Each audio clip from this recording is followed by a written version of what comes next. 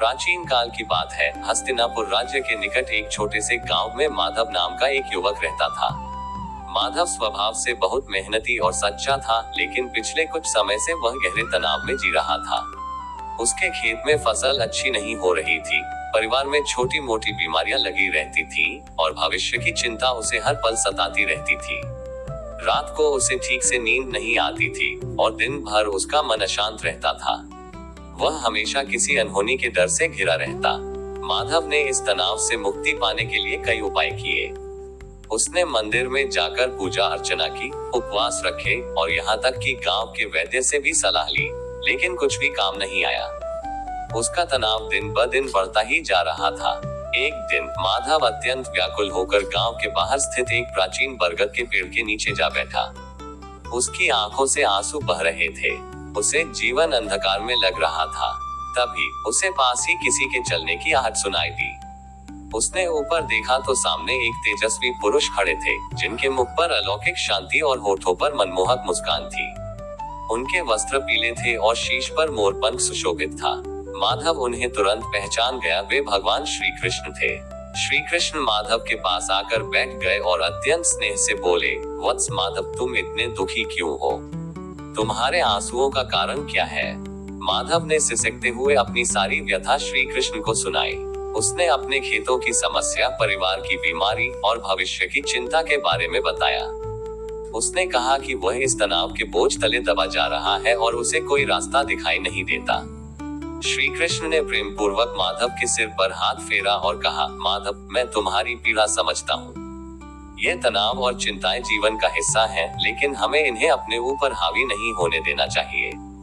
क्या तुमने कभी विचार किया है कि इस तनाव का मूल कारण क्या है? माधव ने निराशा से सिर हिलाया। श्री कृष्ण मुस्कुराए और बोले, तुम्हारे तनाव का मुख्य कारण है भविष्य की चिंता और परिणाम पर अत्यधिक ध्यान। तुम वर्तमान में जीने के बजाय भविष्य की कल्पनाओं और परिणामों में उलझे रहते हो। जब तुम परिणाम के बारे में सोचते हो तो तुम्हारे मन में डर पैदा होता है कि अगर चीजें तुम्हारे मन मुताबिक नहीं हुई तो क्या होगा। यही डर तनाव को जन्म देता है। माधव ने ध्यान से श्री कृष्ण की बातें सुनी। श्री कृष्ण ने आगे कहा, भगवत गीता में मैंने कहा है, कर्मण्येवाधिकारस्ते मा फलेषु कदाचन। इसका अर्थ है कि तुम्हारा अधिकार केवल कर्म करने पर है, उसके फल पर कभी नहीं।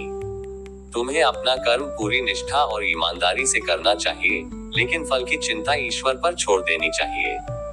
जब तुम फल की चिंता छोड़ देते हो तो तुम्हारे मन से एक बहुत बड़ा बोझ उतर जाता है। माधव ने पूछा, लेकिन प्रभु, अगर मैं फल की चिंता न करूं तो क्या मुझे सफलता मिलेगी? श्री कृष्ण ने समझाया, माधव, सफलता या असफलता हमारे हाथ में नहीं है। हम केवल अपना सर्वश्रेष्ठ प्रयास कर सकते हैं। जब तुम फल की चिंता किए बिना अपना कर्म करते हो तो तुम अपना ध्यान पूरी तरह से अपने कर्म पर केंद्रित कर पाते हो। इससे तुम्हारे कर्म की गुणवत्ता सुधरती है और सफलता मिलने की संभावना बढ़ जाती है। लेकिन सबसे महत्वपूर्ण बात यह है कि तुम परिणाम से विचलित नहीं होते। चाहे सफलता मिले या असफलता, तुम शांत रहते हो। श्री कृष्ण ने आगे कहा, तनाव का एक और बड़ा कारण है आसक्ति।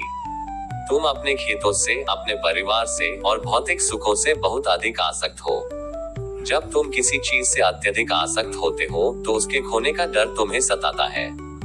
इस आसक्ति को कम करो। समझो कि इस संसार में सब कुछ क्षणभंगुर है। जो आज है वह कल नहीं रहेगा।